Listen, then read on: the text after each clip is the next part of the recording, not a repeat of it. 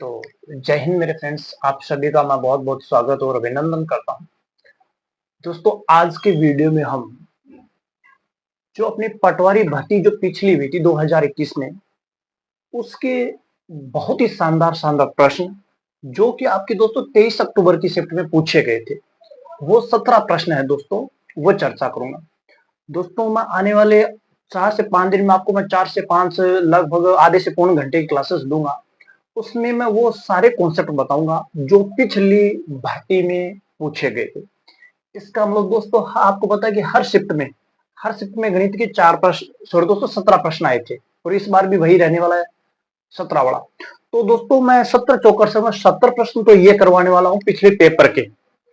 उसके बाद दोस्तों मैं और आपको गणित के वीडियो दूंगा जिसमें मैं वो टॉपिक बताऊंगा जो इस बार प्रश्न आ सकते हैं। मैं दोस्तों, ये तो अपन 70 प्रश्न 4 वीडियो में देखेंगे, बहुत सारे गणित के कॉन्सेप्ट आपके यहीं से क्लियर हो जाएंगे 70 में से। लेकिन दोस्तों कुछ कॉन्सेप्ट बचेंगे, रह जाएंगे, तो उनको मैं दोस्तों नेक्स्ट 5 से 7 वीडियो में दूंगा। तो दोस्तों मैं गारंटी तो नहीं लूंगा, लेकिन अगर आप जो मैं प्रश्नों में कॉन्सेप्ट बताऊंगा, अगर आप वो कॉन्सेप्ट पकड़ने में सफल हुए तो दोस्तों 17 में से 15 से 16 प्रश्न आप आराम से इजीली कर पाओगे। उसकी शर्त एक ही है कि दोस्तों मेरे साथ साथ आपको भी पढ़ना पड़ेगा। ऐसा नहीं है सिर्फ वीडियो देख करके आपको नौकरी लग जाएगी या आपके 17 में से 16 नंबर आ जाएंगे, तो ऐसा तो नहीं हो पाएगा। लेकिन अगर आप मेरे बताए अनुसार उन कॉन्सेप्ट को नोट करके रखते हो और प्रश्नों में अप्लाई करने का प्रयास करते हो, तो दोस्तों आराम से आप इस बार गणित में 100% के आसपास स्कोर कर पाओगे। तो चलिए दोस्तों करते हैं स्टार्ट। तो दोस्तों थोड़ा सा बोर्ड में लिखा हुआ यही है कि अपन प्रीवियस पेपर का सॉल्यूशन कर रहे हैं। और दोस्तों जो पिछला पेपर था पटवारी, उसका पेपर कोड है 104A, जिसकी हम इस क्लास में चर्चा करेंगे। और दोस्तों 23 अक्टूबर वाला ये पेपर है। तो दोस्तों पटवार से पहले पहले गणित कंप्लीट पढ़ा दूंगा, इस चीज की मैं गारंटी देता हूँ। क्योंकि दोस्तों यूट्यूब पर बड़े बड़े कोर्स चल रहे हैं, लेकिन दोस्तों मैंने जिस प्रकार से सिलेक्शन लिया है उसी शानदार तरीके से मैं आपको पढ़ाना चाहता हूँ कि जिस दोस्तों पटवारी की गणित को लोग मतलब 100 घंटे में पढ़ाते हैं, 150 घंटे में, उतनी दोस्तों मेरे हिसाब से पटवारी में उतनी गणित की जरूरत नहीं है। जितनी जरूरत है उतनी मैं पढ़ा दूंगा। और आपसे तो एक ही रिक्वेस्ट रहेगी दोस्तों कि अगर आप चैनल के साथ नहीं जुड़े हैं तो जुड़ जाइए दोस्तों, अगर सिलेक्शन लेना चाहते हो तो। अदरवाइज आपको सिलेक्शन हर किसी चैनल से दोस्तों होने वाला नहीं है, क्योंकि अब इस भर्ती से पहले यूट्यूब पर बहुत सारे मास्टर आ चुके हैं। लेकिन दोस्तों मैं सारा कंटेंट मैंने देख लिया कि फ्री में अच्छे से अच्छा कॉन्सेप्ट जो कंटेंट है वो मैं बनाने का प्रयास कर रहा हूँ। तो आप मेरे साथ जरूर जुड़िएगा। चलिए दोस्तों पहला प्रश्न आपके लिए पढ़ देता हूँ, क्योंकि दोस्तों अपने पास स्लाइड लगाए वैसे सिस्टम नहीं, मैं प्रश्न आपको पढ़ के सुना दूंगा और यथासंभव मैं यहाँ बोर्ड पर लिख भी दूंगा। तो दोस्तों जो आपने पेपर आया था तो 23 अक्टूबर का, उसका दोस्तों प्रश्न नंबर 89 से गणित चालू थी। 89 नंबर क्वेश्चन था, वहां से अपने गणित चालू थी। तो दोस्तों जो उस पेपर का 89 नंबर प्रश्न है वो दोस्तों आपके सामने रख रहा हूं। इसमें दोस्तों लिखा हुआ, तो देखिए 272 माइनस 32। उसके बाद दोस्तों लिखा हुआ था 124,176। दोस्तों उम्मीद करो आप प्रॉपर देख पा रहे हो। और दोस्तों फिर ये लिखा हुआ था इसमें डिवाइड में 17 × 15 और -15। ये दोस्तों प्रश्न था, प्रश्न नंबर उस सीरीज का 89 था। और आज की क्लास का अपना पहला प्रश्न है दोस्तों, अपनी क्लास का ये पहला प्रश्न है। तो दोस्तों इसमें करना क्या था, कुछ नहीं करना था दोस्तों। आपको पता है कि ऐसे नहीं है कि पहले दोस्तों इसमें होता है कि अपन सबसे पहले कोष्टक को हल करते हैं। कोष्टक मतलब ये जो चिन्ह है इसकी अलग अलग वैल्यू बाहर निकालते हैं। तो दोस्तों जब आप 272 में से अगर आप 32 को बाहर निकालते हो, मतलब अगर आप 272 में से अगर 32 माइनस करते हो तो दोस्तों यहाँ से कितने आ जाते हैं 240। और दोस्तों यहाँ कुछ नहीं चाहिए दोस्तों, जब भी कोई कोष्टक लगे हुए हो, चाहे दोस्तों ये वाला लगा हुआ हो और फिर दोस्तों ये हो, तो इस यहाँ कुछ नहीं लगा हुआ, इसका मतलब दोस्तों आपको गुना ही समझना है। फिर ये दोस्तों इनको जोड़ोगे तो 200 और ये हो गए 300। फिर दोस्तों डिवाइड करने से, अब दोस्तों यहाँ आपको 17 से 15 गुना करना था, 17 को 15 से गुना करके वहां से 15 घटाना था। तो दोस्तों ऐसे कीजिए ना, आपको जब इस सब प्रोसेस में से 15 वापस घटाना है तो आप 17 को 16 में, या दोस्तों आप नॉर्मली आराम से गुना कर सकते। लेकिन मेरा जो तरीका रहता वो ये रहता कि 17 को मुझे पहले 15 से गुना करना है, फिर 15 घटाना, इसका एक बार 15 घटाना है। तो मैं 15 को 17 से नहीं गुना करके एक कम करके ऑटोमेटिक घटा रहा हूँ। मतलब ये 16 मान रहा हूँ, तो 16 गुना 15 240। दोस्तों घटाने की जरूरत नहीं पड़ेगी। अगर आप आराम से करना चाहते इन दोनों को गुणा कीजिए, देखिए 15 संख्या 105 हासिल पाई 10, 15 10 25 में -15 करोगे तो यही दोस्तों 240 आ जाएगा। दोस्तों 240 से 240 गए और 300 इस सवाल के राइट आंसर हो जाए। तो दोस्तों बताइए, जो आज के अपने क्लास का पहला प्रश्न और पेपर का प्रश्न नंबर 89 पिछली भर्ती का, तो इसमें कोई मुश्किल नहीं था दोस्तों। उम्मीद करो इसमें आपको कोई भी चीज ऐसी नहीं लगी होगी जिससे आपको ये लगे कि हाँ ये इस बार मुश्किल आया था। तो दोस्तों ये तो मुश्किल प्रश्न नहीं था। और पेपर का प्रश्न नंबर 80 था। प्रश्न दोस्तों पढ़ के सुनाते देखिए कि पहली 6 प्राकृतिक संख्याओं के वर्गों का औसत। दोस्तों प्रश्न फिर से पढ़ देता हूं, कुछ भी मुश्किल नहीं था। प्रथम 6 प्राकृतिक संख्याओं के वर्गों का औसत। दोस्तों प्राकृतिक संख्या मतलब प्राकृतिक संख्या मतलब 1 से स्टार्ट होकर के अपन जब अनंत तक लिखते हैं तो उनको प्राकृतिक संख्याओं का सेट कहते हैं, सेट ऑफ नेचुरल नंबर्स कहते हैं। तो प्राकृतिक संख्या कहां से स्टार्ट होती है दोस्तों? 1 2 3 4 5 6। ये कह रहा है कि पहली 6 प्राकृतिक संख्याओं ये होगी कि वर्गों का। तो दोस्तों इनको वर्ग बनाइए, इसका वर्ग 1, इसका 4, इसका 9, इसका 16, 25 और 36। इनके वर्गों का औसत चाहिए तो वर्गों का योग बनाइए। जब आप दोस्तों वर्गों के योग में कितनी संख्या 1 2 3 4, दोस्तों औसत का उम्मीद करो फॉर्मूला आपको पता होगा। औसत का फॉर्मूला यही होता है कि राशियों का योग बटे राशियों की संख्या। तो बोला होता है कि पहली 6 प्राकृतिक संख्याओं के वर्गों का औसत। तो दोस्तों पहले मैंने वर्गों का योग कर दिया, उसमें 6 का भाग दे दिया। चलिए दोस्तों ये कर लेते हैं। देखिए 5 14 और दोस्तों ये इतना मामला हो गया 30। दोस्तों यहां मैंने ये चीज वर्ग लगा दी, ये हो गया फिर 25 और 36 बटे 6। तो दोस्तों यहां से देखिए 30 20 50, 50 और 30 80, 80 ये हो गई, 85 6 ये। दोस्तों ये हो गया 91/6। दोस्तों भाग दीजिए 15, 15 छक्के दोस्तों क्या होती है 90, 15.1 और उसके बाद दोस्तों 16। तो दोस्तों ये इस प्रश्न का राइट आंसर था।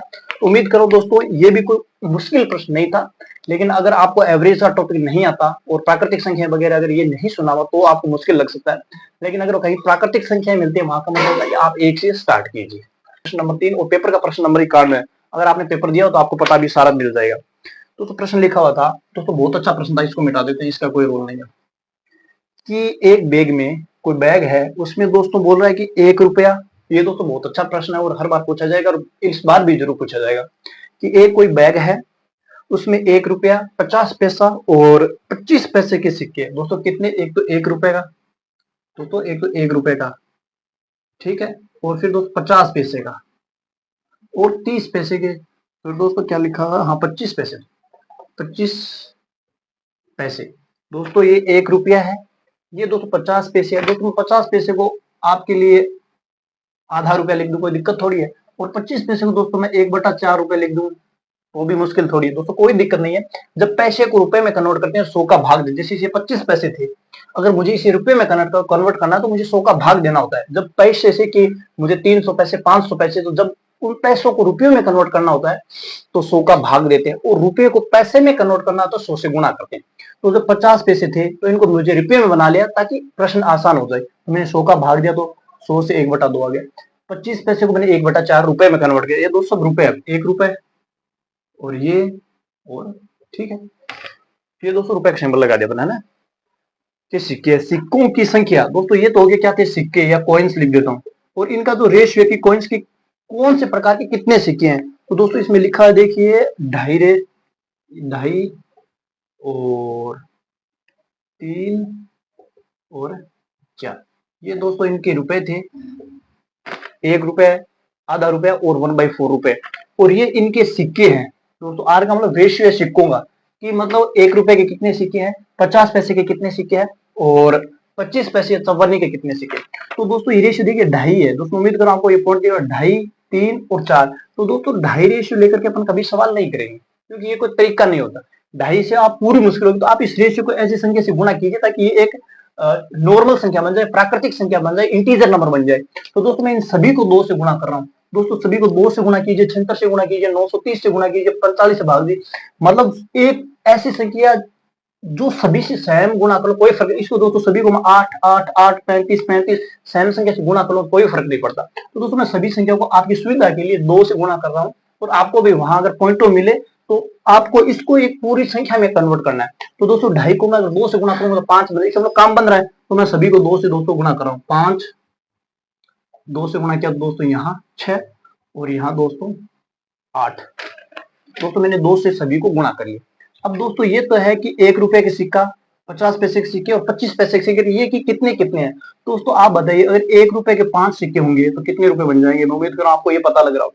अगर 1 रुपए के 5 सिक्के होंगे तो 5 रुपए बनेंगे, और 50 पैसे के 6 सिक्के होंगे, या 50 आने मतलब 1/2 रुपए वाले 50 पीसी, 50 पैसा का अगर दोस्तों आप 6 सिक्का लोगे 50 पैसे के, तो वहां आपके 3 रुपए बन जाएंगे।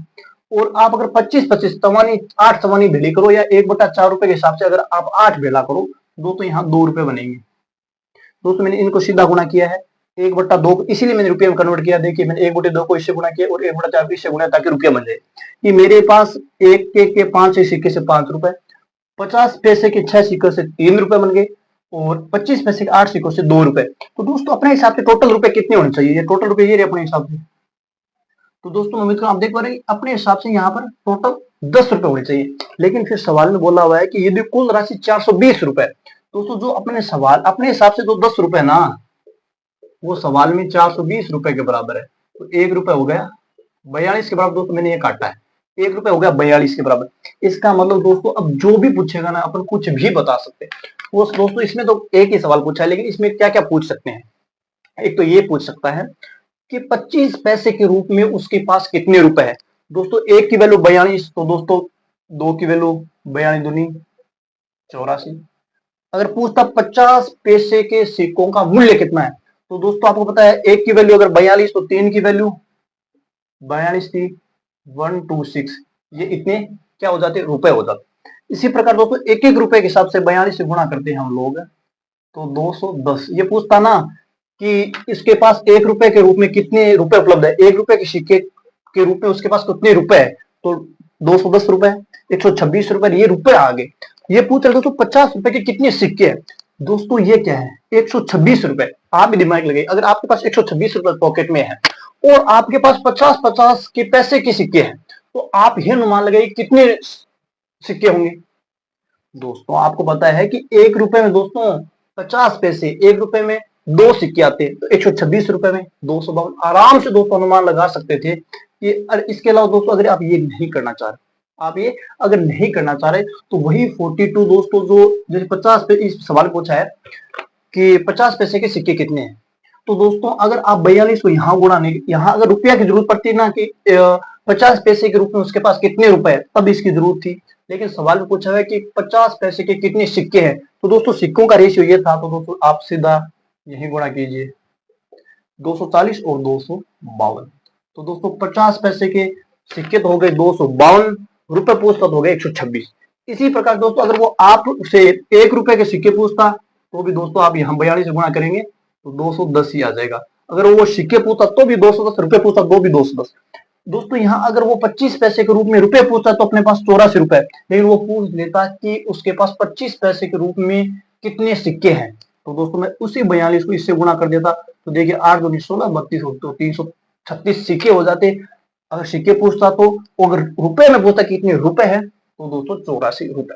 तो दोस्तों ये बहुत अच्छा सवाल था, और बहुत सारी परीक्षाओं में इस प्रकार के प्रश्न आपको देखने को मिलेंगे। तो मैं उम्मीद कर रहा हूं आपको जरूर ये प्रश्न जिस प्रकार से मैंने समझाया उसी प्रकार से आपको समझ में आ गया होगा। तो चलिए दोस्तों नेक्स्ट प्रश्न को सुनिए, वो क्या बोल रहा है कि एक तो बहुत अच्छा प्रश्न है भी कि एक बेलनाकार पात्र। बेलनाकार पात्र का मतलब दोस्तों आप बाल्टी समझा क्या करो। देखिए बेलनाकार का मतलब आप ऐसे बाल्टी बना लीजिए, बहुत ही अच्छा बन जाएगा आराम से प्रश्न। तो उम्मीद कर देख पा रहे कि एक बेलनाकार पात्र जिसकी त्रिज्या, दोस्तों त्रिज्या होती है ये वाली त्रिज्या। क्या होती है दोस्तों, जो इसके नीचे गोलाई है, उस गोलाई को दोस्तों मैं आपके सामने रख दूं। जिसके नीचे जो गोलाई है उसको मैं यहाँ रखूं, तो दोस्तों जो ये गोला बनेगा तो इसकी एक क्या बनेगी त्रिज्या, वही ये है। तो दोस्तों इसकी त्रिज्या इसने क्या दे रखी है, बोल रहा है कि 4 सेमी है। क्या दोस्तों 4 सेंटीमीटर है, ठीक है, और पानी से भरा हुआ ये वाला, ठीक है। एक ठोस गोला, एक कोई गोला लिया हुआ है, मतलब ठोस है जो भरा हुआ, जिसकी त्रिज्या दोस्तों एक कोई गोला भी है इस प्रकार का, और उसकी त्रिज्या इसने दे रखी है 3 सेमी का। मतलब 3 सेंटीमीटर आर है दोस्तों। जो एक गोला है दड़ी रूप में, बॉल होती है उस रूप में, तो उसकी त्रिज्या है ना वो है 3 सेंटीमीटर। को पानी में, मतलब ये जो गोला लिया और इसको इस पानी में डालना अपने को, जो ये मतलब ये जो भरा हुआ है, मान लीजिए यहां तक भरा हुआ था, ठीक है। पानी में तब तक डुबाया जाए जब तक कि वह पूरा डूब नहीं, मतलब इसको लिया और गोले को ऐसे दबाते कि जब तक वो पानी में पूरा नहीं डूब गया तब तक हमने उसको दबाया, ठीक है। अब वो पानी के अंदर पूरा समा चुका। ये जो गोला था वो हम लोगों ने दाब के यहां कर दिया। तो दोस्तों जब ये गोला दबेगा तो पानी ऐसे थोड़ा ऊपर चढ़ेगा, तो पात्र में पानी का स्तर यही पूछ रहा है कि जब अपन गोला दबाएंगे तो वो पानी उठेगा, वो कितना उठेगा। दोस्तों बहुत अच्छा प्रश्न है। तो दोस्तों सबसे पहले आपको बेलन का, दोस्तों क्या कि बेलन का दोस्तों आयतन पता होना चाहिए। इसका क्या फॉर्मूला है, तो दोस्तों इसका फॉर्मूला बता देता हूं, वो है पाई आर स्क्वेयर एच, ठीक है। उसके बाद दोस्तों गोला है तो इसका आप भी आपको गोले का आयतन का फॉर्मूला पता होना चाहिए, 4/3 पाई आर क्यूब। तो दोस्तों जब आपको गोले की बात आ गई और एक इसकी बात आ गई, अब दोस्तों इसमें कुछ नहीं करना, कुछ भी नहीं करना। जो ये एच है ना, सवाल में अप्रत्यक्ष रूप से आपसे ये एच ही पूछना चाह रहा है सवाल में। तो दोस्तों इस प्रकार जब दो चीजें कहीं भी, चाहे यहाँ कुछ भी हो, घन घनाभ कुछ भी हो, या यहाँ दोस्तों गोला हो, अर्धगोला हो, शंकु कुछ भी हो, अगर दो चीजें दी हुई है तो 99% केस में आपको दोनों के वॉल्यूम ही बराबर करने होते हैं। चलिए दोस्तों इस वॉल्यूम के बराबर मैं वो वाला वॉल्यूम कर देता हूं, ये वाला कर दिया। चलिए दोस्तों इन फॉर्मूलों को सेटिस्फाई करवाते हैं। पहला फॉर्मूला दोस्तों मैं पाई को पाई रखूंगा क्योंकि उधर भी पाई है। क्या दोस्तों आप पाई को क्यों रख रहे हो, जब इनको बराबर करोगे तो इनका तो आपस में कोई लेन देन खत्म। दोस्तों यहाँ आर स्क्वेयर मतलब इसका स्क्वेयर 16 इंटू एच। एच तो दोस्तों अपने को निकालनी है क्योंकि जितनी ऊंचाई गई वही ये पूछना चाहते हैं, फॉर्मूले में एक ही चीज की कमी है। उसके बाद दोस्तों 4/3 पाई है नहीं आर, दोस्तों इसकी वाली दोस्तों कितनी हो गई 27। इसको दोस्तों मैंने इसका काट दिया 9 बार, और दोस्तों जब इससे इस काटूंगा तो 4। तो दोस्तों 4h बराबर 9। तो दोस्तों h बराबर क्या आ गई 9/4 सेंटीमीटर। तो दोस्तों सवाल में हमसे यही पूछ रहा था कि जब अपन गोला दबाएंगे तो पानी कितना चढ़ेगा। तो दोस्तों दोनों फॉर्मूलों की जैसे आप बराबर करोगे h आ जाएगा 9/4। मतलब जो ये गोला इसको जब आप दबोगे तो ये दोस्तों जो पानी स्तर था उससे 9/4 सेंटीमीटर ऊपर चढ़ जाएगा। तो यही ये सवाल में पूछना चाह रहा था। तो पानी में कितना स्तर बढ़ेगा, तो दोस्तों उत्तर हो जाएगा 9/4 सेंटीमीटर पानी के स्तर में वृद्धि होगी। तो दोस्तों ये भी बहुत अच्छा प्रश्न था वॉल्यूम का। तो इसमें अगर आपको बेलन का वॉल्यूम और गोले का वॉल्यूम आता तो आप आराम से कर सकते थे। तो दोस्तों मैं धड़ाधड़ करवाई जा रहा हूँ, फटाफट करवाई जा रहा हूँ। इसका मतलब मैं उम्मीद ये कर रहा हूँ कि दोस्तों आपको आराम से सारे के सारे प्रश्न समझ में आ रहे होंगे। इसी प्रकार से दोस्तों आपके साथ मैं रोज जुड़ के कोशिश करूंगी पटवार से पहले गणित में से आपका जो मुझसे संभव हो सके वो स्कोर करवा दूं। 17 में से कम 15 16 17 हर बच्चे का यही स्कोर है, यही मेरा टारगेट है दोस्तों। तो दोस्तों अगला प्रश्न है कि यदि एक आदमी प्रति माह 875 रुपए खर्च करता है, दोस्तों क्या कि एक आदमी प्रति माह है, दोस्तों थोड़ी सी इंक डाल लेते हैं इसमें। तो इस प्रश्न पढ़ेंगे और बहुत अच्छे तरीके से दोस्तों मैं आपको पढ़ाने वाला हूं, तो कृपया करके आप बने रहिएगा वरना किसे पढ़ाएंगे ना। प्रश्न है कि दोस्तों कि यदि एक आदमी प्रति माह 875 रुपए बचाता है और अपनी आय का 12.1/2% की बचत करता है, तो उसकी मासिक आय, दोस्तों बहुत ही सरल प्रश्न कहूंगा। सबसे पहले दोस्तों आपको ये पता होना चाहिए कि 12.5% का मतलब क्या होता है, भिन्न वैल्यू क्या होती है। तो याद ही रखना मित्रगण 1/8 होती है। 12.5% का होता है 1/8। अगर आप भिन्न में बात करो तो मास्टर कैसे कन्वर्ट किए ये पूछोगे, दोस्तों देखिए यहाँ 12 दूनी 24 प्लस 1 25/2% का चिन्ह हटाने के लिए 100। यहां से इसको काटा 4 बार तो ये देखिए 1/8 मैंने यही लिखा हुआ है, कोई बहुत बड़े रॉकेट साइंस नहीं यूज की। तो दोस्तों 1/8 ये दोस्तों उसकी बचत है। देखिए मान लीजिए ये आपने रुपए कमाए, ये आपने क्या कर दिए खर्च कर दिए, तो लास्ट में आपके कुछ तो बचेंगे ना, बस इसी पर आधारित है। आपने मान लीजिए टोटल 8 रुपए, दोस्त नीचे वाला हमेशा टोटल रुपया कमाए वो लिखने, उसमें से आप 12.5% बचत कर रहे हो। 8 रुपए में अगर आप दोस्तों 1 रुपए की बचत कर रहे हो, ऊपर वाली हमेशा दोस्तों अगर बचत लिखी हुई है तो ये बचत ऊपर वाली, 8 रुपए कमा लिए, 1 रुपया बचा लिया, तो आप कॉमन सेंस यूज करके आराम से बता सकते हो कि आपने खर्च कितने किए हैं 7, क्योंकि खर्च वही तो करोगे जो आपके पास कमाई होगी, जो आई होगी। तो दोस्तों जो आय थी ये रही, इसमें से आपने इस सवाल वाले बता दिया कि आपने बचत 1 रुपए की तो खर्चा 7 रुपए का हो गया। आगे सवाल को पढ़िए, तो उसकी मासिक आय क्या है दोस्तों, अपने हिसाब से ये रही अपनी टोटल आय, ये रही आय, ये रहा खर्च, ये रहा बचत। सवाल में पहले लाइन लिखी होगी यदि एक आदमी प्रति माह 875 रुपए बचाता है, दोस्तों देखिए अपने हिसाब से 1 रुपए बचा रहा, लेकिन सवाल में बोल रहा है कि 875 रुपए बचाता है। सो दोस्तों खर्च लिखा हुआ है, अपन बचत नहीं लिखी हुई। 875 रुपए इसने खर्च किए, दोस्तों खर्च अपने हिसाब से 7 रुपए के, लेकिन सवाल वाला बोल रहा है जो अपना वाला 7 है वो सवाल के 875 के बराबर है। दोस्तों पहले 7 का भाग है, देखिए इसको 1 बनाइए, देखिए 7 7 एकम 7, तो 7 एकम 7, 1 17, 7 दूनी 14 और 125, दोस्तों एक की वैल्यू 125। दोस्तों उम्मीद करो आप देख पा रहे होंगे। दोस्तों यहाँ लिख देता हूँ, अगर देख नहीं पा रहे हैं तो 7 की वैल्यू अगर 875 है तो 1 की वैल्यू के लिए इसमें 7 का भाग लगाएंगे तो आ जाएगा 125, 1 रुपए की वैल्यू आ गई।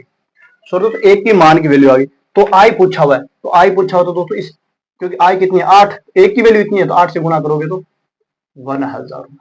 दोस्तों इसमें कुछ भी पूछ सकता है, इसने आई पूछी 1000 रुपए बता दिए, बट खर्च उसने बचा का बचत पूछता तो दोस्तों अगर 1000 रुपए में से अगर आप 875 रुपए जो उसने खर्च किए वो घटा दोगे तो बचत कितनी आ जाएगी 125 रुपए।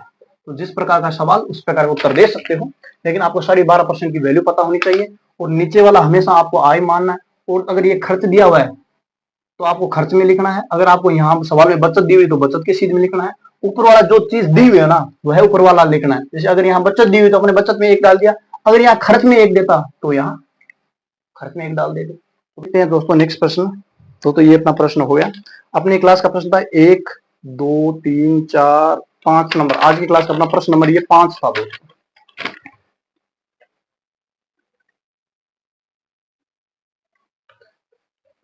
चलिए दोस्तों देखते हैं नेक्स्ट प्रश्न।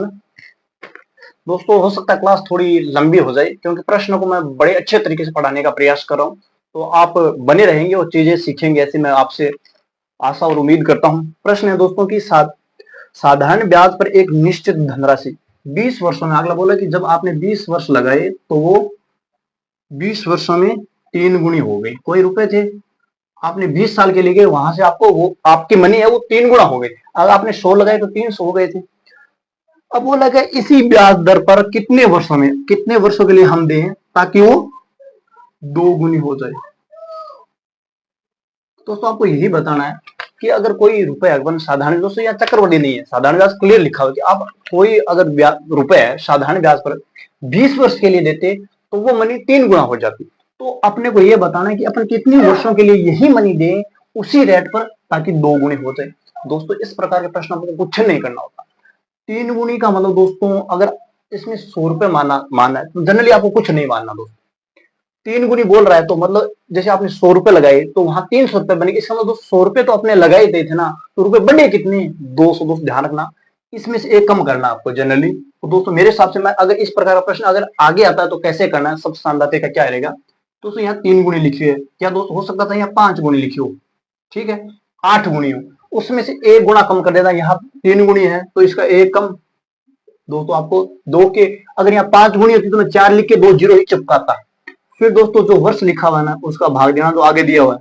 तो दोस्तों यहाँ से 10%, दोस्तों हो सकता है बहुत सारे सवालों में सिर्फ आपसे रेट पूछी जाए, तो रेट क्या है, मतलब इस सवाल में रेट क्या है, तो दोस्तों मैंने बता दिया 1 कम करके 2 जीरो चिपका देना, आपको कोई दिक्कत नहीं है दोस्तों। मैं जब पेपर हो जाए उसके बाद इसको मैं बिल्कुल एक्सप्लेन करके बहुत अच्छे तरीके से पढ़ा दूंगा, लेकिन मैं चाहता हूं आप एग्जाम को ध्यान में रखते हुए करें। तो इस प्रकार का प्रश्न आए तो इसमें से 1 कम करके 2 जीरो चिपका के यहाँ जितने भी साल हो उसका भाग देना, वो रेट बन जाती है। अब पूछ रहा है कि कितने वर्षों में 2 गुना हो जाएगी, वही फिर करना है दोस्तों, 2 गुना है तो 2 में से 1 कम कीजिए 100, 2 में से 1 कम किया 1, 2 जीरो चिपका दी। अब दोस्तों रेट अपने पास आई हुई है, जो रेट आई हुई है उसका भाग दीजिए, तो दोस्तों यहाँ से क्या आ रहा है 10, तो दोस्तों यहाँ उत्तर भी 10 आ जाएगा। कि कोई राशि दोस्तों 20 वर्षों में, अगर यहाँ दोस्तों ये ना होता 5 गुनी होती, तो दोस्तों मैं क्या करता, 400/20, दोस्तों 20% आ जाती। अगर दोस्तों यहाँ देखिए, अगर वो बोल देता कि मुझे 6 गुनी, तो दोस्तों मैं 5 लिखता, 2 जीरो लगाता, और जो अपने पास ये 20% आई हुई थी उसका भाग दे देता, लीजिए 25 वर्ष आ जाता। तो दोस्तों कुछ नहीं करना, बहुत अच्छा तरीका मैं आपको बता रहा हूँ। और समझाने को दोस्तों मैं इसको 100 मान करके, पी मान करके, कुछ भी मान करके करवा सकता हूँ, लेकिन दोस्तों मैं उस लफड़े में आपको बचे हुए 20 दिन में नहीं डालना चाहता, इसीलिए मैं आपको ये तरीका बता रहा हूँ। आपने पिछला किया, उसका उत्तर हो गया था 10 वर्ष, ठीक है, जो मैंने आपको करके दिखा दिया ना। नेक्स्ट प्रश्न दोस्तों, अब एक चक्रवर्ती का हो जाए दोस्तों, वो था साधारण ब्याज का, ये चक्रवर्ती का, कि चक्रवर्ती ब्याज यदि एक निश्चित राशि एन वर्षों में, दोस्तों इसने लिखा है कि एन वर्ष जब आप उसको दोगे तो वो 2 गुनी हो जाती है। तो राशि पूछ रहा है कि 4 गुनी होने में कितना टाइम लगेगा। कोई राशि यदि आप एन वर्षों के लिए उधार देते हो तो वो 2 गुनी हो जाती है। तो उसी मनी को उसी रेट पर आप किस दर से दो ताकि वो 4 गुना हो जाए। तो दोस्तों इस प्रकार के सवाल आपको बहुत देखने को मिलेंगे दोस्तों। एन नहीं, यहाँ मान लो एन को बता दूं, कोई दिक्कत नहीं। अगर दोस्तों कोई सवाल में ये भी बोल दे कि कोई राशि 5 वर्षों में 2 गुनी हो जाती है, तो वो कितने वर्षों में 4 गुनी हो जाएगी, या कुछ भी बोले, तो दोस्तों ध्यान रखना, यहां दोस्तों इनमें संबंध होता है, यहाँ इनमें संबंध होता है। क्या दोस्तों, ये 2 है, तो 2 के ऊपर मैं दोस्तों ऐसी क्या संख्या लगाऊं कि मेरे पास 4 बन जाए। तो आप सभी को सर कि 2 के ऊपर 2 लगा दो तो ये आ जाएगा 4, मान रहे हो। अगर दोस्तों यहाँ 4 न होके 8 होता, तो दोस्तों मैं आपसे यही पूछता कि मैं 2 के ऊपर क्या लगाऊं, 2 के ऊपर क्या लगाऊं कि 8 बन जाए, तो आप सभी बोलते 3 लगा दो। इस सवाल में अपने को 4 ही बनाना है, तो हमने क्या उसके ऊपर क्या लगा दिया, 2। तो दोस्तों जो यहाँ ऊपर लगता है पावर में, वही आकर के दोस्तों इसके गुणा में आता है। कैसे, ये जो 2 है ना, ये दोस्तों जो गुणा मैंने यही यहाँ 2 लग जाता है, और एन का एन। दोस्तों फिर बता रहा हूं, क्या जो इस यहां से यहां आने में जो गुणा में आगे लगता है वो तो जाता है वहां पावर पर, और जो वहां पावर पर है वो इसके गुणा में करके याद रखो। फिर बता दो, इसको छोड़िए आप एक बार। जैसे कोई मैं बोल दूं कोई मनी 5 वर्षों में 8 गुणा हो जाती है, ठीक है, तो वही मनी 15 गुणा होने में कितना, 15 वर्षों में, कोई मनी 5 वर्ष में अगर 8 गुणा हो जाती है, तो वही मनी 15 वर्षों में कितना गुणा हो जाएगी, ये प्रश्न है। तो दोस्तों मैं ये बता रहा हूँ, जो इसमें यहाँ जो गुणा में है ना 3, वो इसकी पावर होगी, तो 512, यहाँ उत्तर 512 आ जाएगा। इसी प्रकार से दोस्तों अगर ये पूछ लेता कि कोई मनी 5 वर्षों में 8 गुणा हो जाती, तो वही मनी 512 गुणा होने में कितना टाइम लगेगी, तो फिर मैं देखता 8 की पावर कितनी ये है, तो आप सभी कहते 3 है, तो मैं इसी 3 को इससे गुणा करता 15 वर्ष, उत्तर बता दे। दोस्तों उम्मीद करो ये तरीका समझ गए होंगे, यहाँ वाली पावर यहाँ गुणा में, और जो यहाँ गुणा में है वो यहाँ की पावर। दोस्तों उम्मीद करो बहुत अच्छा प्रश्न था ये। दोस्तों जो मैं तरीका बता रहा हूँ पावर वाला, ये साधारण ब्याज में मत काम में लेना, क्योंकि साधारण ब्याज के लिए मैंने कितना तरीका बता चुका हूँ। चलिए दोस्तों देखते हैं नेक्स्ट प्रश्न।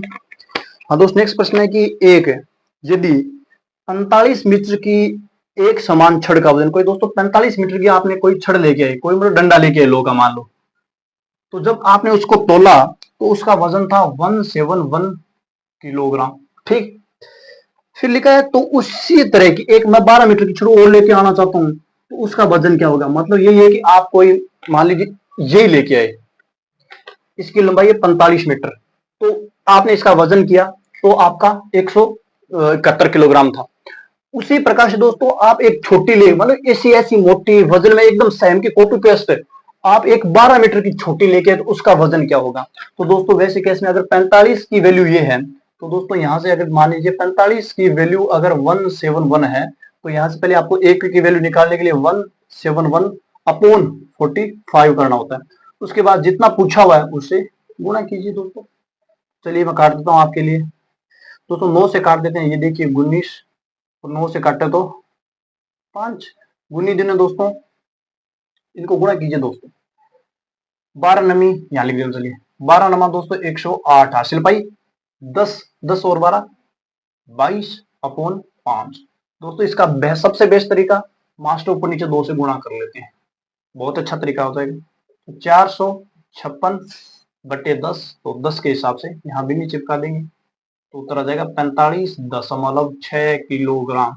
समझे कि नहीं समझे कि अगर आप 45 मीटर की छड़ लाओगे तो 171 किलोग्राम वजन होगा। उसी टाइप की अगर आप 12 किलोग्राम की कोई छड़ लेके आओगे तो उसका वजन दोस्तों सवाल में बता चुका कितना होगा, 45.6 किलोग्राम। तो जितनी भी अपने पास फैसिलिटी है जो भी अपने पास है उसके साथ मैं आपको पढ़ाने का प्रयास कर रहा हूँ। तो उम्मीद कर रहा हूँ ये जरूर चीजें आपके लिए हेल्पफुल साबित होगी। और जब एग्जाम हो जाएगा, एग्जाम से बाहर एग्जाम आप भी देके और मैं भी देके आऊंगा, एग्जाम हॉल से जब बाहर निकले हम लोग तो हमको पछतावा न हो कि हाँ यार ये हम पढ़ के नहीं गए। और मैं कोशिश करूंगी आपको पछतावा ना हो, सारे के सारे कॉन्सेप्ट मैं आपको दे दूं। तो नेक्स्ट प्रश्न है कि एक व्यापार, दोस्तों अच्छा प्रश्न है दोस्तों। एक चीज याद रख लेना, कहीं भी आपसे सीपी सीपी मतलब दोस्तों कॉस्ट प्राइस, क्रय मूल्य और अंकित मूल्य, दोस्तों ये आपको याद रखना है, बहुत अच्छा रेशियो है। ये है क्रय मूल्य जिसे कहते हैं कॉस्ट प्राइस, और ये है अंकित मूल्य मार्केट प्राइस। उनमें अगर रेशियो पूछे तो दोस्तों यहाँ तो आपको क्या करना है, शो माइनस डिस्काउंट का 2% होगा वह, और नीचे दोस्तों 100 प्लस माइनस पीएल। दोस्तों इस प्रश्न को ये आप समझ गए तो गणित की एक बहुत अच्छी कमांड आप बना गए। कोई भी वस्तु होती है दोस्तों उसमें 3 मूल्य होते हैं। एक तो जितने रुपए में आप खरीद के लेके आ रहे हो, एक आप उस पर लिख दोगे, जैसे 20 रुपए का मैं खरीद के लिया, मैं उस पर 50 रुपए लिख दूं तो वो उसका हो गया अंकित मूल्य। अब आप बोल रहे हो कि मैं 20 की जगह 50 ऐसे लिखा, मैं आपको 20% की डिस्काउंट देता हूं। तो दोस्तों जो एक तो वैल्यू जिसमें आप खरीद के लाए क्रय मूल्य, जो आपने लिखा वो मार्केट में अंकित मूल्य, और छूट देने के बाद जिस मूल्य पर आपने बेचा वो विक्रय मूल्य। तो दोस्तों तीन ही चीजें हैं। तो दोस्तों अगर आपको कभी भी किसी भी सवाल में कि मैं किसी माल को 10% पर, किसी सामान को हमने 20% डिस्काउंट पर बेचा फिर भी हमें 20% का मुनाफा हुआ, तो दोस्तों क्रय मूल्य और अंकित मूल्य, क्रय मूल्य और विक्रय मूल्य नहीं बता रहा हूं, क्रय मूल्य और दोस्तों अगर आपसे अंकित मूल्य का अनुपात पूछे तो यही रेशियो आपको दोस्तों याद रखना है, ये फॉर्मूला। अगर यहाँ कहीं प्रॉफिट होगा तो जोड़ देंगे और लॉस होगा तो घटा देंगे। चलिए नेक्स्ट, अब अगला प्रश्न देखिए, इसी पर आधारित है, इसलिए दोस्तों ये बता रहा हूं, चलिए यही इसी में लागू करते हैं। पूछा हुआ है दोस्तों कि प्रश्न ये है कि एक व्यापारी ने 12% छूट के साथ 12% छूट के साथ 13,560 रुपए मोबाइल फोन सेट बेचा और 21.8% लाभ लिया। यदि कोई छूट नहीं देता तो उसके लाभ का प्रतिशत, चलिए दोस्तों यही फॉर्मूला सीपी वाला मैं लगाता हूं, सीपी और एमपी वाला। 100 में से दोस्तों इसमें लिखा 12% डिस्काउंट दिया तो मैं 12 लिख देता हूं, और शो, और दोस्तों इसमें लिखा हुआ है 21.8% लाभ, तो 21.8 जोड़ देता हूं। तो दोस्तों यहाँ ऊपर क्या आ गया, डबल एट, और नीचे दोस्तों 121.8, और दोस्तों मैं इस पॉइंट को हटा करके यहाँ 0 लगा रहा हूँ। तो दोस्तों ये एक रेशियो आ गया कि अगर आपने इतने में खरीदा तो आपने उस पर इतना रुपए अंकित किया, ये सवाल में लिखे अनुसार है। अब सवाल में दोस्तों एक वैल्यू दी हुई थी 13,560, जिसका इस सवाल से कोई लेना देना नहीं था। अगर जो वास्तव में गणित पढ़ता है तो वो इससे कोई लेना देना, अब ये पूछता है अगर वो डिस्काउंट नहीं देता, पूछ रहा है अगर वो डिस्काउंट नहीं देता मतलब वो माल को एमपी पर बेचता, तो ये रही एमपी और ये रही सीपी। अगर वो माल को डिस्काउंट बिना बेचता मतलब वो मार्केट प्राइस अंकित मूल्य पर बेचता, अगर अंकित मूल्य में छूट देता तो विक्रय मूल्य, लेकिन वो चाहता है कि मैं डिस्काउंट नहीं दूं, विक्रय मूल्य अंकित मूल्य पर बेचूं। दोस्तों ये रहा अंकित मूल्य। तो देखिए कोई माल अगर 880 में खरीदा हुआ था दोस्तों, इसकी जरूरत नहीं है। अगर पूछता कितने रुपए का लाभ हुआ या कितने रुपए का लाभ होता तो देखते, इसने पूछा कितने परसेंट लाभ होता अगर वो डिस्काउंट नहीं देता, तो दोस्तों इसकी कोई जरूरत नहीं पड़ी इसमें। कोई माल अगर दोस्तों आप 880 में खरीद रहे हो और उसको 1218 रुपए जो आपने मार्क किया उस पर बेच रहे हो, तो दोस्तों जब आप इसी पर बेच रहे हो तो यही आपका एसपी बन गया कि नहीं बन गया, क्योंकि आप डिस्काउंट दे ही नहीं रहे हो। डिस्काउंट नहीं दोगे तो जो लिखे हुए वही आपके लिए एसपी बन जाएगी। तो दोस्तों आपके लिए यहाँ सीपी बन गया क्या, 880, और एमपी, और आप अगर एमपी पर बेच रहे हो तो एमपी एसपी सेम हो गई 1218 रुपए। तो पूछ रहा है आपसे कि लाभ परसेंट, तो दोस्तों जब भी अपन लाभ या हानि परसेंट निकालते तो उस पर ऊपर लाभ या हानि लिखते हैं। दोस्तों यहाँ देखिए कितने रुपए का लाभ हो रहा है दोस्तों, विक्रय मूल्य में से मैं क्रय मूल्य घटा दूं तो वो लाभ रुपए आ जाएगा। दोस्तों यहाँ देखिए मैं घटा देता हूँ 8, और एक में से ये काटा तो 3, दोस्तों 338 रुपए का, रुपए में बात करें तो दोस्तों जब भी अपन लाभ या हानि परसेंट निकालते हैं तो ऊपर लाभ या हानि लिखी जाती है, नीचे क्रय मूल्य लिखा जाता है जो कि 880 रुपए। और जब दोस्तों क्रय मतलब अपने को लाभ यानी परसेंट में पूछा हो तो अपन वहां 100 से मल्टीप्लाई भी करते हैं। चलिए दोस्तों थोड़ा काटते हैं, इससे इसको काट देते हैं, ठीक है। फिर दोस्तों पहले 2 से इसको काटू मैं 5 बार, और 2 से काटूं तो, फिर 2 से काटूंगा दोस्तों 22, 2 से काटूंगा तो दोस्तों देखिए 16, ये आ गया। चलिए दोस्तों ऊपर वाले को गुणा कर देता हूँ, 2 पंजे 45, हासिल पाई 4 30, और 4 चौके हासिल पाई 3, बटे 2 दोस्तों, बटे 2 नहीं दोस्तों 22। ठीक है, चलिए भाग देते हैं। 22 चौको 88, तो 22 3 66 दोस्तों, यहाँ से आप 66 घटाओगे तो 18 बच जाएगा। 18 और फिर यहाँ ये उतारोगे तो 22 पंजो 110, 22 छक्का 132, 22 सत्ती 100, 22 अंठी 176, 22 नंबर दोस्तों 198, लेकिन वहां जाना नहीं क्योंकि 198 है नहीं। 22 अंठी 176, 176 दोस्तों यहाँ से घटाओगे तो आ जाएगा 9 उतारो 0, 22 3 66, तो दोस्तों 38.3। दोस्तों बहुत अच्छा प्रश्न था। इसमें मेनली आपको यही ध्यान रखना था सीपी और एमपी वाला, क्योंकि दोस्तों ये प्रश्न थोड़ा डिफिकल्ट कैलकुलेटिव था, इसलिए मैंने समझाने में आपको हल्का सा टाइम लगा। अगर आपको अब एग्जाम हॉल में करो तो आपको इसमें कोई ज्यादा टाइम नहीं लगेगा, 20 से 30 सेकंड में आराम से निकल जाएगा। तो ये दोस्तों ध्यान रखिए, सीपी और एमपी वाला रेशियो वाला, और ये और कैसे निकालते हैं, लाभ हानि में ऊपर लाभ हानि लेते हैं, नीचे क्रय मूल्य लेते हैं, और लाभ हानि परसेंट पूछा हुआ तो 200 से गुणा कर देते हैं। तो देखिए दोस्तों, अब देखते हैं नेक्स्ट प्रश्न दोस्तों है कि यदि 10 वस्तुओं की लागत मूल्य या क्रय मूल्य 7 वस्तुओं के विक्रय मूल्य के बराबर है तो लाभ हानि परसेंट को। दोस्तों इस प्रकार के प्रश्न हर शिफ्ट में देखने पड़ेंगे। ये बोल रहा है कि 10 वस्तुओं का क्रय मूल्य, दोस्तों 10 का सीपी बराबर 7 का एसपी। दोस्तों ये लिखा हुआ है सवाल में, सब यदि 10 वस्तुओं का लागत मूल्य मान लो या कीमत मान लो तो 10 की सीपी बराबर 7 की एसपी। तो दोस्तों ऐसे कैसे लिखना है, आपका सवाल बोलता है कि 20 की क्रय मूल्य बराबर 38 का विक्रय मूल्य, तो भी आपको ऐसे ही लिखना होता है। तो दोस्तों यहां से आपको सीपी और एसपी को नीचे लेके आइए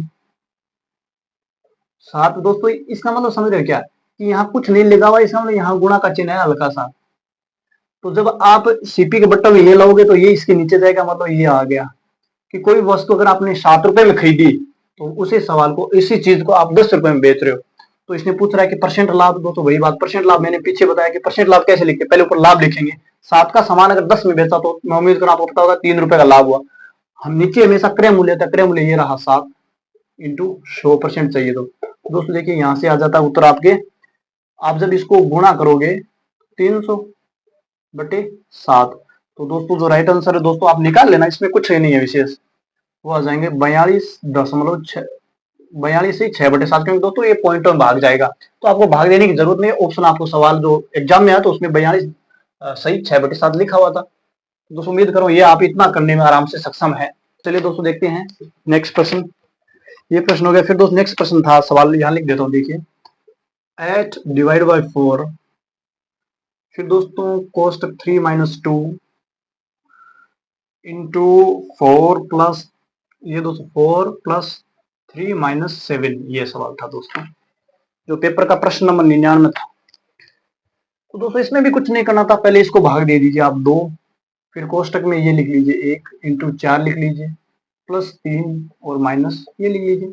फिर दोस्तों यहाँ मैंने बताया कोष्टक के आगे अगर कुछ नहीं है तो वहां का मतलब आपको पता गुणा होगा, तो 2 1 से गुणा होगा तो 2 इंटू 4 प्लस 3 माइनस 7, ये दोस्तों हो गया 8 प्लस 3 7, तो 8 3 11 में से आप 7 निकालोगे तो 4 विल बी राइट आंसर। तो दोस्तों मैं उम्मीद कर रहा हूँ इस प्रश्न में आपको पता होगा ये सिंप्लीफिकेशन पर आधारित एक हल्का प्रश्न था, कर सकते हैं। फिर नेक्स्ट प्रश्न दोस्तों अच्छा प्रश्न है, मैं उम्मीद कर रहा हूँ क्षेत्र नीति का इस प्रकार प्रश्न आपने पढ़ा है, फिर भी दोस्तों मैं बहुत सारी चीज आपको सिखा के जाऊंगा कि एक आयत की लंबाई और चौड़ाई। दोस्तों आपको पता होगा आयत का मतलब है जिसकी आम, ये बोर्ड देख रहे हो ना, ये भी आयत का मतलब होता है ये वाले, एक ऐसी आकृति जिसकी आमने सामने की भुजाएं क्या हो, बराबर हो। लिखा हुआ है दोस्तों, मैं मान देता हूँ ए और बी, अगर आप चाहो तो, वरना कोई जरूरत नहीं, क्योंकि इसमें आमने सामने की भुजाएं क्या होती है, बराबर होती है। किसमें, आयत में, रेक्टेंगल में। लिखा हुआ है दोस्तों कि आयत की लंबाई और चौड़ाई के बीच 23 मीटर का अंतर है। दोस्तों ये होगी लंबाई, ये होगी चौड़ाई। दोस्तों आपको मान के बता रहा हूं, आप कुछ कह सकते हो कि लंबाई और चौड़ाई का अंतर इसने दिया हुआ है 23, सवाल में बता रहे हो लंबाई और चौड़ाई का अंतर 23, मैंने ऐसे मान के लिख दिया आपके लिए सुविधा के लिए। मतलब यही है कि आप लोग को एक भुजा मैंने ए मान दी, एक बी मान दी, ये लंबी ये है तो अंतर आएगा, मतलब बड़ी में से छोटी घटाएंगे तभी तो पॉजिटिव अंतर आएगा। और फिर लिखा है यदि उनका परिमाप, दोस्तों आयत का परिमाप क्या होता है, परिमाप का मतलब होता है आप यहाँ से स्टार्ट कीजिए, यहाँ जाइए, यहाँ जाइए, यहाँ जाइए, वापस यहाँ पहुंचोगे तो ये पूरे आपका परिमाप हो जाता है। तो दोस्तों यहाँ से आप गए बी ए, तो यहाँ दोस्तों 2 बार ए आएगा और 2 बार बी आएगा, तो इसको अपन लिख लेते हैं 2a + b, जो कि क्या होता है आयत का परिमाप। दोस्तों रखने की जरूरत नहीं है, 2a+b ये क्या है, आयत का परिमाप। तो दोस्तों इसमें लिखा हुआ है कि 2ab बराबर क्या है, आयत का परिमाप कितना है, 206। दोस्तों 206, तो 2 से मैं यहाँ से काट रहा हूँ दोस्तों 2ab बराबर, ये तो ab बराबर, मुझे सिर्फ और सिर्फ a और b चाहिए, तो ये आ जाएगा दोस्तों 103। इनको यहाँ लाइए, a+b बराबर 103। ठीक है, सवाल में इसका क्षेत्रफल पूछा हुआ है, तो पहले अपने को a और b भुजाएं निकालनी पड़ेगी। तो दोस्तों इनको दोनों को जोड़ देता हूँ। या दोस्तों इस प्रकार के बहुत सारे सवाल देखे होंगे कि किन्हीं दो संख्याओं का योग 10 है और किन्हीं भी उन्हीं दो संख्याओं का अंतर अगर 4 है, तो अपने को अलग अलग संख्या निकालनी हो। तरीका यही है कि बड़ी वाली निकालने के लिए दोनों को जोड़ के 2 का भाग दे दो, दोनों को जोड़ा 14 में 2 का भाग देते 7। अगर छोटी वाली निकालनी तो दोनों का अंतर कीजिए 6, 2 का भाग दे दिए तो 3। देखिए ये दोस्तों इसको सेटिस्फाई कर देगी, दोनों का योग 10, ये रहा 10, दोनों का अंतर 4, ये रहा अंतर। इसी प्रकार दोस्तों इसमें क्या है कि दो भुजाओं का अंतर दिया हुआ है और दो भुजाओं का योग भी दिया हुआ है। अब इनमें से एक दोस्तों बी बोटी वाली हुई है, तो एक बी को मैं यहाँ लिख देता हूँ और ए को यहाँ लिख दूंगा, क्योंकि अपने बी मोटी मानी हुई तो लिख देंगे। तो दोस्तों मैंने क्या बताया, जब अंतर योग दिया हो तो अगर बड़ी वाली निकालने के दोनों जोड़िए और 2 का भाग दीजिए, तो ये होगी दोस्तों 126 में से आप दोगे तो ये हो जाएगा 63। इसी प्रकार दोस्तों छोटी निकालने के लिए दोनों को घटाएंगे 80, 80 में से दोस्तों जब आप 2 का भाग दोगे तो 40। तो दोस्तों ये भुजा आ गई आपकी 63, ये आ गई 40। जब आपको आयत का क्षेत्रफल पूछा जाए दोस्तों, इसमें मैंने 2-3 फॉर्मूला आपको फिर से बताऊंगा। एक तो मैंने इसका परिमाप आपको बता दिया, एक कहीं दो भुजाओं का योग और अंतर दिया हो तो संख्या कैसे निकालनी है। इसके बाद दोस्तों बात करें क्षेत्रफल की, तो क्षेत्रफल क्या होता है दोस्तों, लंबाई इंटू चौड़ाई। तो दोस्तों देखिए दोस्तों इंटू चौड़ाई है। दोस्तों देखिए आपके पास दोनों आई हुई है, लंबाई भी आई हुई है चौड़ाई भी आई हुई है, दोस्तों गुणा कीजिए, 4 3 12 हासिल पाई 1 और 24 1 25, 2520 सेंटीमीटर क्या है दोस्तों, देखिए मीटर सेंटीमीटर इकाई वही लिखनी होती है, इसमें मीटर है, तो दोस्तों 2520 मीटर स्क्वायर। तो दोस्तों ये हो जाता है इस प्रश्न का राइट आंसर। दोस्तों उम्मीद करो चलिए दोस्तों देखते हैं नेक्स्ट प्रश्न। नेक्स्ट प्रश्न है दोस्तों कि एक आयत की लंबाई को 10% बढ़ाया जाता है तथा उसकी चौड़ाई को 10% घटाया जाता है। दोस्तों एक चीज याद रखना, कुछ भी हो, चाहे वर्गफूल के बारे में बोले, चाहे आयत के बारे में बोले, चाहे ये बोले कि किसी व्यक्ति की आय, राम की आय पहले 20% बढ़ाएगी और फिर 20% घटाएगी, या ऐसे बोल दे किसी व्यक्ति की आय पहले 10% बढ़ाएगी फिर 10% घटाएगी, या पहले 10%, इस प्रकार से बोल दे। या दोस्तों इसमें जिस प्रकार बोला है कि इसकी किसी आयत की लंबाई में 10% बढ़ा देते हैं और चौड़ाई घटा देते हैं, तो इसके क्षेत्रफल पर क्या प्रभाव पड़ेगा। तो दोस्तों आपको क्षेत्रफल पर प्रभाव अगर इस प्रकार के सवालों में निकालना हो तो दोस्तों अब इसमें क्या, इसमें तो ये लिखा है कि पहले हमने 10% एक में बढ़ाई एक में घटाई। अब बहुत सारे सवालों में ऐसा होंगे कि लंबाई को हमने 20% बढ़ाया और चौड़ाई को हमने 10% घटाया, तो इसके क्षेत्रफल पर क्या प्रभाव पड़ेगा, कुछ भी पूछ सकता है। तो दोस्तों जो बढ़ाया है, मान लीजिए इसमें लिखा 10% बढ़ाया, ठीक है, दूसरी चीज में 10% घटाया, घटा दिया। और दोस्तों ध्यान रखना, ये तो बढ़ाया तो प्लस, घटाया तो माइनस, लेकिन ये वाला चिन्ह हमेशा माइनस ही रहेगा, जिसमें आपको यही दोनों संख्या गुणा करके लिखनी है और बट्टा में 100 डालना है। दोस्तों ये प्लस 10 माइनस 10 खत्म, 0 से 0। तो दोस्तों यहाँ आप देखोगे तो -1%, इसका मतलब इस आयत का क्षेत्रफल 1% घट जाएगा। इसी में दोस्तों 20% प्लस और 20% माइनस आएगा, तो इसी में दोस्तों 20 गुणा 20/100। दोस्तों ये तो कट जाएगा और ये देखिए तो यहाँ आ जाता है -4%, और -4% का मतलब घट जाएगा। तो इसमें ऑप्शन अपने को वो सही करना जिसमें लिखा है 1% घट जाता है, क्योंकि सवाल में 10% वाला था, तो यहाँ मैंने आपको बताया 1% माइनस का। और दोस्तों यहीं में अगर कभी प्लस हो गया इसका मतलब होगा उसके क्षेत्रफल में वृद्धि होगी, अगर माइनस आ रहा है मतलब उसका क्षेत्रफल 1% से घट जाएगा। चलिए दोस्तों देखते हैं नेक्स्ट प्रश्न। प्रश्न है दोस्तों कि यदि, दोस्तों ये भी बहुत अच्छा प्रश्न है कि यदि केले की कीमत 20% घटाए, दोस्तों कि केले की कीमत 20% घटाया जाता है, यदि केले की कीमत 20% घटाया जाता है, उसी राशि में, उसी राशि ₹10 में 5 केले अधिक खरीदे जा सकते हैं। एक केले की प्रारंभिक कीमत क्या है दोस्तों, बहुत अच्छा। सबसे पहले इसको पढ़िए। इस प्रकार जब भी प्रश्न आए कि अगर 20% घटाया जाता तो उसी रुपए में 10 रुपए में 5 केले अधिक खरीदे जा सकते हैं, या बहुत सारे ऐसे बोले कि 200 रुपए में 20 किलो अधिक चावल खरीदे जा सकते हैं। सबसे पहले इस प्रश्न में जो 20% है ना, उसको लिखिए दोस्तों 20%, और 20% की दोस्तों फ्रैक्शन वैल्यू क्या होती है, 1/5। इसमें मैंने 100 का भाग दिया, 0 से 0 कट के इसको मैंने काटा तो 1/5 है। अब दोस्तों एक आप हल्का सा दिमाग लगाइए, आपके पास रुपए उतने ही, अब भाव दोस्तों घटा है, इस बात को समझिएगा। रुपए उतने ही हैं जितने पहले थे, उतने ही अब है। तो रुपए भाव घटेगा, इसका मतलब हम ज्यादा खरीद पाएंगे। ये दोस्तों कॉमन सेंस है। अगर आपके पास रुपए उतने ही हैं तो भाव घटेगा तो आप ज्यादा खरीद पाएंगे, क्योंकि रुपए उतने ही हैं। अब दोस्तों भाव ये घटे हैं, इसका मतलब हम सामान ज्यादा खरीद पाएंगे। तो दोस्तों कितना ज्यादा खरीद पाएंगे उसके लिए क्या करना है, जो ऊपर वाली संख्या उसको है जैसे कि वैसा लिखना है। फिर नीचे दोस्तों दोनों का अंतर लिखना है। तो बहुत अच्छा प्रश्न। बहुत में अगर यहां मान लीजिए 2 होता तो मैं ऊपर 2 लिखता और 5 में से 2 घटा के नीचे 3 लिखता। कब? जब आपको बताया जाए कि इसमें घटा है, भाव घटा है तो आपको घटाना है। अगर बोले भाव बढ़ा है तो आपको इसमें बढ़ा के यहाँ 6 करने होते हैं, अगर यहाँ बढ़ा लिखा होता है। लेकिन सामान का भाव घटा है तो हमने भी घटा दिया। इसका मतलब अब जो पहले सामान खरीद पा रहा था उसका वो 1/4 अधिक खरीद पाएगा। और दोस्तों 1/4 के सवाल में लिखी हुई है 5 केले। क्या? 5 केले। तो दोस्तों 1 की वैल्यू यहाँ से हमेशा 1 की निकालनी है। 1/4 की वैल्यू ये है, तो दोस्तों 1 के लिए ये जाके 1/4 का इसमें भाग लगेगा। तो दोस्तों जब आप 1/4 का इसमें भाग दोगे तो इस प्रकार से लगेगा। इसका मतलब दोस्तों ये पूरा नहीं, ये क्या आता है दोस्तों, ये जब अब ये प्रोसेस करोगे तो ये आ जाएगी कि वे पहले कितने केले खरीद पा रहा था। ये वाले वो मतलब ये वो संख्या आ जाती है जिससे पता लग जाएगा कि हमको पता लगेगा कि जो पहले वो केले खरीद रहा था वो 25 केले था। तो दोस्तों प्रश्न क्या पूछा है, तो पूछ रहा है तो केले की प्रारंभिक कीमत क्या थी। दोस्तों सवाल में पहले स्टार्टिंग पढ़ के दे दिया कि 10 रुपए में 5 केले, इसमें दोस्तों उसके पास 10 रुपए है। अब ये भी कॉमन सेंस था, 10 रुपए में आप पहले 20 केले खरीद पा रहे थे, तो एक केले की वैल्यू कैसे निकालोगे। तो जब आपको एक केले, एक पेन, एक लाइट की पूछनी है तो टोटल ऊपर तो लिखते हैं रुपए, नीचे लिखते हैं कितना सामान था ये वाला। तो 0.5 रुपए, या दोस्तों इसको कह सकते हो 50 पैसे।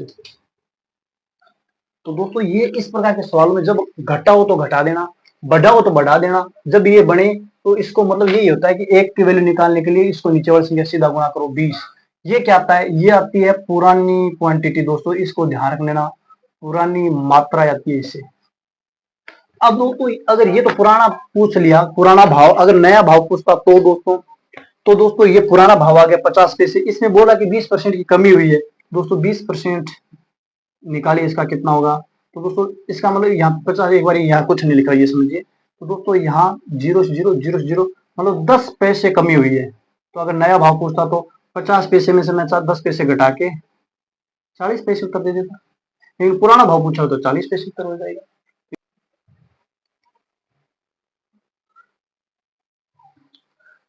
चलिए दोस्तों जो बचे हुए प्रश्न हैं उनको करते हैं। आपका टाइम भी लगा, लेकिन मैं उम्मीद कर रहा हूँ बहुत अच्छे से प्रश्न आपने इस क्लास में सीखे होंगे और आगे भी सीखेंगे। और आज भी क्लास में 2 से 3 कॉन्सेप्ट अभी भी मेरे पास बचे हुए, आपको चलिए करवा देता हूँ। कि दोस्तों लिखा है कि 10 पुरुष एक कार्य के हिस्से को 10 दिन में, को 10 पुरुष किसी काम को 10 दिन में कर सकते, जबकि यही है कि आप किसी काम को 10 पुरुष 10 दिन में कर सकते हैं, जबकि इसे 10 दिनों में पूर्ण करने के लिए 12 महिलाओं की आवश्यकता। मतलब वही काम 10 पुरुष तो दोस्तों 10 दिनों में कर पाए, लेकिन वही काम अगर आप 10 दिनों में करवाना चाहते हो तो वहां 12 महिलाएं चाहिए, ये लिखा हुआ इसमें ना। यदि कार्य को पूर्ण करने का बीड़ा 15 पुरुष और 6 महिलाएं उठाती है तो काम पूर्ण होने कितने लिए। बहुत अच्छा प्रश्न है कि दोस्तों अगर आप 10 पुरुष लगाओगे अगर उस काम में, तो आपको वो 10 दिन में करके दे देंगे। अगर उसी काम को आप अगर 10 दिन में पूरा करवाना चाहते हो, तो अगर आप महिला लगानी चाहो तो वहां आपको 12 महिला लगानी पड़ेगी। ये सवाल में लिखा हुआ है कि अगर किसी काम को अगर 10 दिन में पूरा है तो 10 पुरुष काम कर देंगे, लेकिन उसी काम को 10 दिन में करवाना तो 12 महिलाएं। तो इसका मतलब दोस्तों दिन तो बराबर ले रही है, तो वैसे कंडीशन में आपको ऐसे लिखना होता है 10 पुरुष, क्योंकि ये बराबर है तो इन दोनों को भी बराबर कीजिए 12 महिला। दोस्तों यह ऐसा का ऐसा ही रखना है, तो 10 पुरुष बराबर 12 महिलाएं। आगे सवाल को पढ़िए। अब वो तो बोल रहे फिर दोस्तों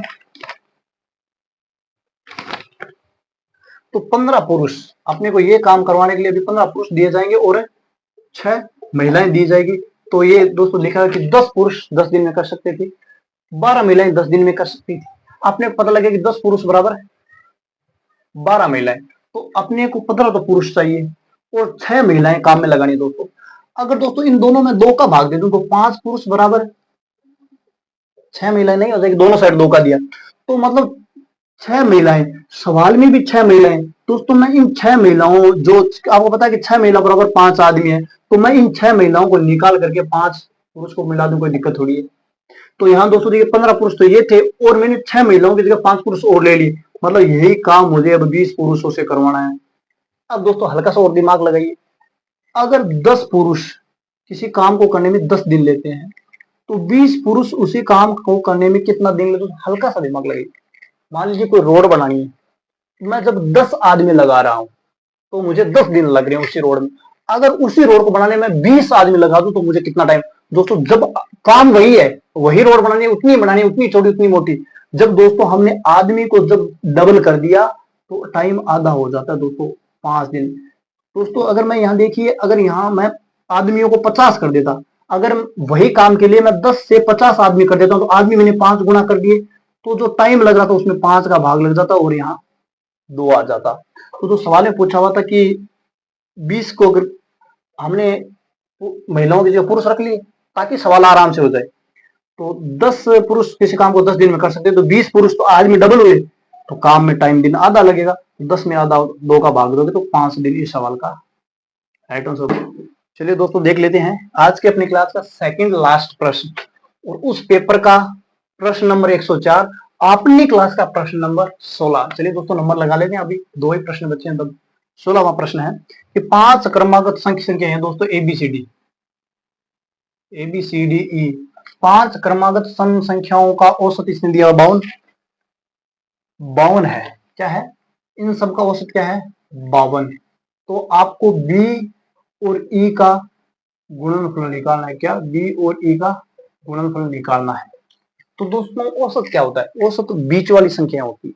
सम संख्या आपको पता है चलती है 2, 4, 50, 52, समझे नहीं? अगर आप कहीं से भी पकड़ो 100, 102, 104, मतलब हो गया ये एक सम का मतलब ये एक निर्धारित गैप से चलती है। तो दोस्तों जब संख्याएं निर्धारित गैप से चलती है तो औसत बीच वाली संख्या होती है।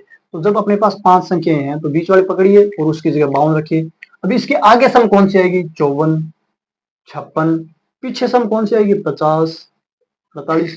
इसने पूछा है बी और ई का गुणनफल, इन दोनों का गुणनफल, तो 50 इंटू 56, 2800। दोस्तों इस आंसर का राइट आंसर हो जाएगा 2800।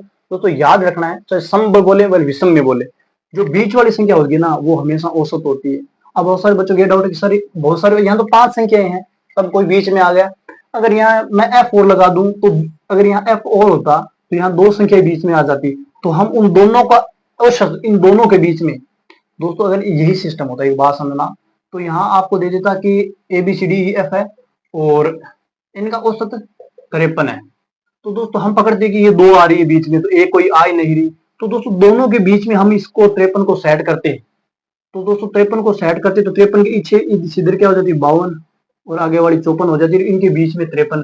तो दोस्तों इस सवाल का राइट आंसर क्या हो जाएगा? ये वाला। तो दोस्तों औसत होती है वो हमेशा बीच में ही आती है। लास्ट प्रश्न, बहुत अच्छा प्रश्न है ये भी दोस्तों, और मेरे हिसाब से जो पिछले एग्जाम में जाके वो 19-90% से ज्यादा बंदों ने इस प्रश्न को गलत भी किया होगा, क्योंकि दोस्तों अच्छा प्रश्न था। लिखा कि दोस्तों यदि घनाभ, घनाभ का मतलब माचिस जैसी शेप की होती है, माचिस जैसी चीज आपको पता होगा जो तिल्ली वाले होते हैं ना, उसकी उससे वैसी अगर कोई शेप हो तो उसको कहते हैं घनाभ। तो दोस्तों घनाभ की, चलिए कोशिश करता हूँ कि आपके लिए घनाभ थोड़ा बना दे।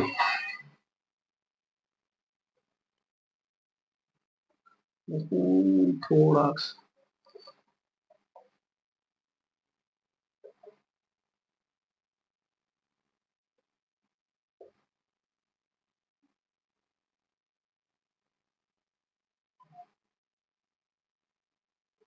इस टाइप की चीज समझ, लंबी है माचिस टाइप की। तो इसकी बुझाएं दोस्तों, एक तो देखिए कोई माचिस है, तो माचिस की दोस्तों आपको पता होगा कि ये मान लीजिए माचिस है, तो एक तो इसकी क्या होगी? चौड़ाई होगी, इसकी चौड़ाई, एक होगी लंबाई, और दोस्तों जो माचिस आपको पता है ऐसी खड़ी भी होगी तो ऊंचाई होगी। तो मतलब घन घना इनमें जो ये 3D फिगर्स है उनमें लंबाई चौड़ाई ऊंचाई तीनों चीजें होती हैं। तो दोस्तों इस सवाल में लिखा है कि यदि ABC आयाम के घनाभ, कोई घनाभ है जिसकी भुजाएं कितनी है? A, B और C, उसका आयतन इसने बोल दिया V है। दोस्तों सवाल कोई ये घनाभ है इस प्रकार का जिसमें जो वाली A, B और ये वाली C है, तो किसी घनाभ की तीनों भुजाएं ABC और उसका आयतन क्या है? V है, ठीक है। और उसका पृष्ठ क्षेत्रफल, पृष्ठ क्षेत्रफल का मतलब हो गया दोस्तों इसका, इसमें कुछ नहीं बोला हुआ ना, इसका मतलब कुल पृष्ठीय क्षेत्रफल। तो घनाभ का कुल पृष्ठीय क्षेत्रफल वो क्या होता है दोस्तों, 2 गुणा ए बी बी सी और सी। ये दोस्तों क्या होता है, घनाभ का कुल पृष्ठीय क्षेत्रफल होता है। तो वो सवाल में दे रखा है ऐसे। तो आपसे पूछ क्या रहा है, तो दोस्तों ये पूछ रहा है कि आपको 1/v बताना। बहुत अच्छा प्रश्न था दोस्तों। इसमें दोस्तों ये फॉर्मूला मैंने अपनी साइड से, ऐसा नहीं है सवाल में तो ये लिखा हुआ था कि किसी घनाभ की भुजाएं एबीसी, उसका आयतन v है और उसी घनाभ का पृष्ठीय क्षेत्रफल s दिया हुआ है। पृष्ठीय क्षेत्रफल s है तो आपको 1/v निकालना था, यही लिखा। लेकिन ये मैंने आपको फॉर्मूला बता दिया। जब आपसे घनाभ का पृष्ठीय क्षेत्रफल या कुल पृष्ठीय क्षेत्रफल पूछे तो आपको लगाना है 2ab bc c। चलिए दोस्तों, और आपको बता दूं वॉल्यूम यानी घनाभ, घनाभ का आयतन क्या होता है, तो तीनों भुजाओं का गुणनफल है ना, तीनों भुजाओं का गुणनफल वो होता है आयतन के बराबर। और मैंने आपको s के बराबर ये बता दिया। अब अपने को चाहिए दोस्तों 1/v। तो क्या कर सकते हैं दोस्तों, मैं ऐसा करता हूं कि जो ये वाली फॉर्मेशन है, इसमें इसमें दोस्तों क्या कर रहा हूं, इसका भाग दे रहा हूं। जो ये वाली इक्वेशन है दोस्तों, उम्मीद करूं आपको देख पा रहे होंगे, इस वाली इक्वेशन में s वाली, क्योंकि मेरे को 1/v चाहिए, मतलब मेरे को v नीचे ले जाना है, तो मैं दोस्तों इस इक्वेशन का इसमें भाग दे रहा हूं।